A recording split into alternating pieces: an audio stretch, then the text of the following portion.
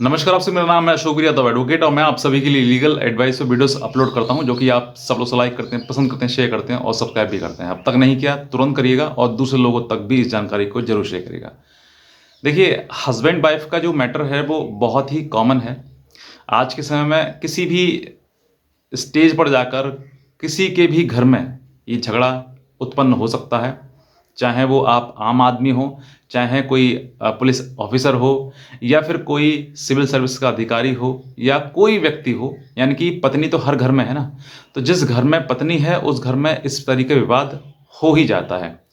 अब इस विवाद को बहुत बड़ा करना ये आप ही दोनों के हाथ में है, चाहे पति हो चाहे पत्नी हो। बड़ा करें बहुत ज़्यादा या छोटे लेवल पे ही इसको सॉल्व कर लें, ये आप ही के ऊपर डिपेंड करता है। अगर आप इस चीज़ को बहुत बड़ा करते हैं तो दोनों की ही इमेज, दोनों की ही मतलब हर जगह पर भागा दौड़ी और दोनों की परेशानी आने वाली है। लेकिन कहीं ना कहीं इन सब चीज़ों के लिए समाधान वही व्यक्ति कर सकता है जो समझदार हो और दोनों ही हो। यानी कि दोनों में से अगर एक व्यक्ति समझदार है तो नहीं चलेगा, दोनों को ही समझदार बनना पड़ेगा और दोनों ही समस्या का समाधान कर सकते हैं। अब कुछ महिलाएं ऐसी होती हैं जो मायके जाकर बैठ जाती हैं। तो मायके जाकर बैठ जाना इसका मतलब कि आपके कहीं न कहीं बीच में इतना विवाद हो गया है कि अब वो पत्नी आपके साथ रह पा रही है या फिर ऊब गई है आपसे।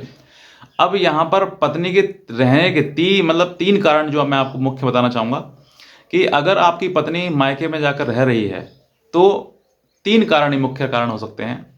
सबसे पहला कारण कि जब पत्नी जिस ससुराल में शादी करके गई है, वहाँ पर वो एडजस्ट नहीं हो पा रही है। एडजस्ट का मतलब कि वो जैसा वातावरण घर में अपने मायके में छोड़ कर आई थी, वैसा उसको ससुराल में नहीं मिल पा रहा है।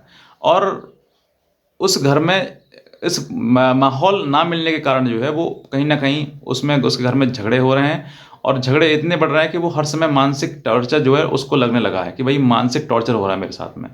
तो ऐसा महसूस होने लगा है कि उसको मेंटली टॉर्चर हो रहा है।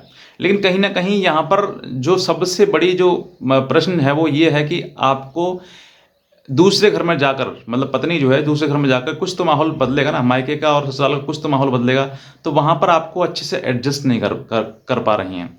तो जहाँ पर आप एडजस्ट नहीं कर पा रही हैं, आपके अंदर वो तर्क बुद्धि नहीं है जिस प्रकार से आप उस घर को एडजस्ट कर पाएँ।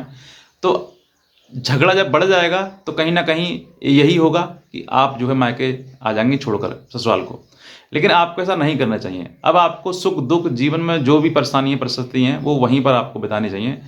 एक समय आज आपको बहुत ज़्यादा टॉर्चर लग रहा है आपके लिए, परेशानी आ रही है आपके लिए, लेकिन एक समय ऐसा आएगा आपके लिए कि आपके जीवन में मिठास बढ़ जाएगी।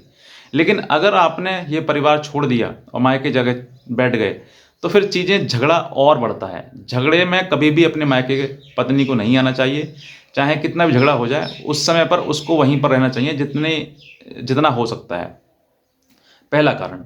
दूसरा, अगर अब दूसरा कारण मोस्टली क्या देखा जाता है कि जहाँ पर पति हो या फिर पत्नी हो, दोनों में से कोई भी एक व्यक्ति गलत रास्ते पे जा रहा हो। गलत रास्ते का मतलब कि कोई ना कोई पे किसी प्रकार से उनके अवैध संबंध में चल रहे हों या फिर एक दूसरे के कंपैटिबल नहीं हैं।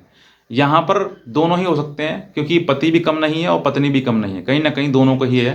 तो जहाँ पर चीज़ें गलत आ रही हैं, जब पत्नी समझाती है पति को कि भाई तुम ये मत करो, तो पति नहीं समझता है, या फिर पति पत्नी को समझाता है कि तुम ये मत करो, तो पत्नी नहीं समझती है। तो इस कारण में क्या होता है, दोनों अलग होने के लिए क्या करती है पत्नी, अपनी मायके माँ के बैठ जाती है। तो ये भी कारण हो सकता है। और तीसरा कारण जो है वो ये हो सकता है कि आप पति पत्नी हैं, लेकिन कहीं ना कहीं ये शादी या तो आपकी मर्जी से नहीं हुई, अब आप एक दूसरे साथ रहना नहीं चाहते हैं, या फिर शादी हुई तो फ्रॉड तरीके से हुई। तो अगर इन सब चीज़ें, इन परिस्थितियों में से तीसरे वाली परिस्थिति में भी अगर आप हैं, तो आपका तो क्लियर है कि आप पति पत्नी के रूप में रहना नहीं चाहते हैं और आपके साथ शादी हुई है या फ्रॉड से हुई है या फिर आपका किसी का मन नहीं है। तो इन 3 कारणों में से कोई भी कारण एक आपका हो सकता है। लेकिन इन 3 कारणों के बाद जब पत्नी मायके जाती है तो आपके ऊपर मुकदमा 498A का, यानी कि दहेज मांगने का, मेंटेनेंस का और घरेलू हिंसा का, ये 3 मुकदमे आपके ऊपर प्रसाद के रूप में आपको मिल जाते हैं। अब मैं कहता हूं कि लोअर कोर्ट से लेकर हाई कोर्ट तक और हाई कोर्ट से लेकर सुप्रीम कोर्ट तक ये टिप्पणी लगातार 498A केस में आ रही है। अभी एमपी जबलपुर के जो है एक हाई कोर्ट ने अभी टिप्पणी करी है कि ज़्यादातर जो महिलाएं हैं जो 498A का केस जो कर रही हैं, मिसयूज़ कर रही हैं इसका, वो अधिकतर जो है सिर्फ सिर्फ पति पक्ष के लिए प्रताड़ित करने के लिए ये किया जा रहा है और उनके सामने अपनी मनमानी करने के लिए ये मुकदमे कराए जा रहे हैं। तो अगर आपकी मंशा यही है कि आपको मुकदमे करने हैं और मुकदमे झूठ के आधार पर करने हैं और आप फिर भी उस घर में रहना चाहती हैं, तो ये आप संभालिए, अपने आप को थोड़ा सुधार कर रखिए कि अगर आप मुकदमे करती हैं तो आपके परिवार तो टूटना ही टूटना है, क्योंकि मुकदमे का मतलब ही कहीं ना कहीं परिवार को तोड़ने की तरफ ले जाता है। तो आपको खुद समझना है कि आपके लिए कि उस घर में रहना है या फिर नहीं रहना है। किसी भी कारणवश अगर आपके मायके आ गई हैं, ये तो देखिए माता पिता भी समझा सकते हैं आपके लिए कि बेटा पति पक्ष है वो पति के लिए है, वहीं पर रहना है तुम्हारे लिए, तो आपको क्यों ना वहीं रहना चाहिए। लेकिन कहीं ना कहीं माँ बाप भी उस सहयोग करते हैं, वहाँ पर उनकी गलती होती है लेकिन फिर भी उसमें सहयोग करते हैं। तो आपको माँ बाप को भी उनको सहयोग नहीं करना है, क्योंकि आपका वो लाड़ प्यार जो सहयोग वाला है उसकी अपनी बेटी की ज़िंदगी बिगाड़ सकती है। तो ये चीज़ आपको समझनी है। कुछ महिलाएं ये भी होती हैं कि ससुराल में जाने के बाद जो है छोटी छोटी बातें मायके की ससुराल की मायके में और मायके की ससुराल में पहुंचा देती हैं। तो वो बातें इससे साफ मतलब जाहिर होता है कि आपको वो स्थिति जो उस घर की है, ससुराल की जो परिस्थिति हैं उनको आपको हैंडल करना नहीं आ रहा है। इसी वजह से आप छोटी छोटी बातें अपनी मम्मी को बताती हैं और मम्मी फिर उसमें सजेशन देती हैं कि आप ये करिए और फिर मम्मी के अनुसार आप चलती हैं। तो ये चीज़ें ससुराल पक्ष को बर्दाश्त नहीं होती हैं, क्योंकि हर व्यक्ति ये चाहता है कि मेरे घर है तो मेरे घर मेरे अनुसार चलना चाहिए, लेकिन आप जो है अपनी मम्मी के अनुसार चलाती हैं, तो वो आपको नहीं करना चाहिए। आप अपने विवेक के अनुसार, जितना भी आपके पास विवेक है उस अनुसार उस घर परिवार को चलाइए। और बेहतर तो यही होगा कि जिस घर में जिस प्रकार से जो उस घर के नियम हैं, उस घर के लोग चाहते हैं, उसी प्रकार से आप उस घर को चलाएं, ना कि अपने मायके के अनुसार। अगर आप मायके के अनुसार चलाएंगे तो बहुत सारे परिवार टूट जाएंगे।